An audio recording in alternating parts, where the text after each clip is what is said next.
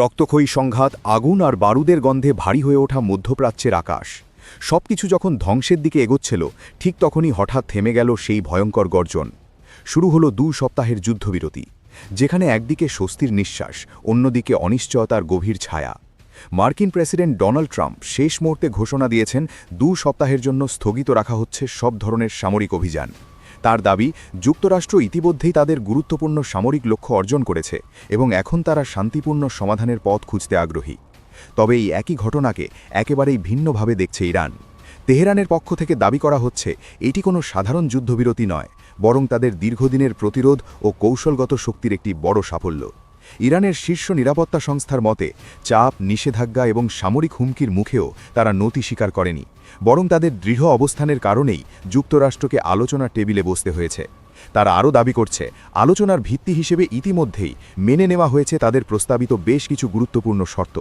এই শর্তগুলোর মধ্যে রয়েছে মধ্যপ্রাচ্যে আর কোনো ধরনের অগ্রাসন না চালানোর নিশ্চয়তা, ইরানের ওপর আরোপিত অর্থনৈতিক নিষেধাজ্ঞার সম্পূর্ণ প্রত্যাহার, মধ্যপ্রাচ্যের বিভিন্ন অঞ্চল থেকে মার্কিন সেনাদের সরিয়ে নেওয়া এবং কৌশলগতভাবে গুরুত্বপূর্ণ জলপথগুলিতে পূর্ণ নিরাপত্তা ও নিয়ন্ত্রণ নিশ্চিত করা।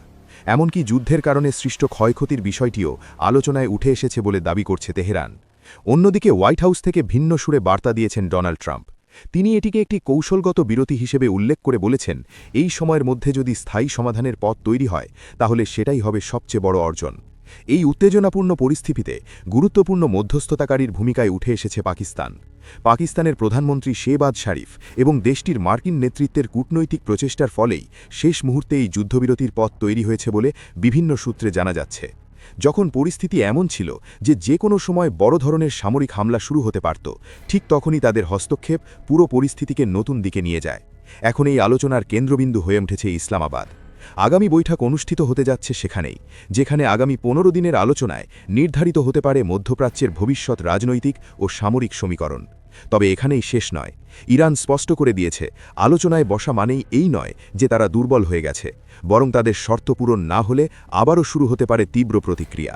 তাদের সামরিক বাহিনী প্রস্তুত রয়েছে, প্রয়োজনে আবারও ব্যবহার করা হবে শক্তিশালী মিসাইল ব্যবস্থা, এমন সতর্কবার্তাও দিয়েছে তেহরান।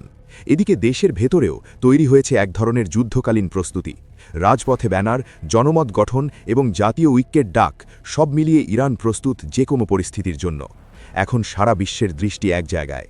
এই যুদ্ধবিরতি কি সত্যিই শান্তির পথে প্রথম পদক্ষেপ, নাকি এটি শুধুই আরও বড় কোনো সংঘাতের আগে এক ভয়ঙ্কর নীরবতা?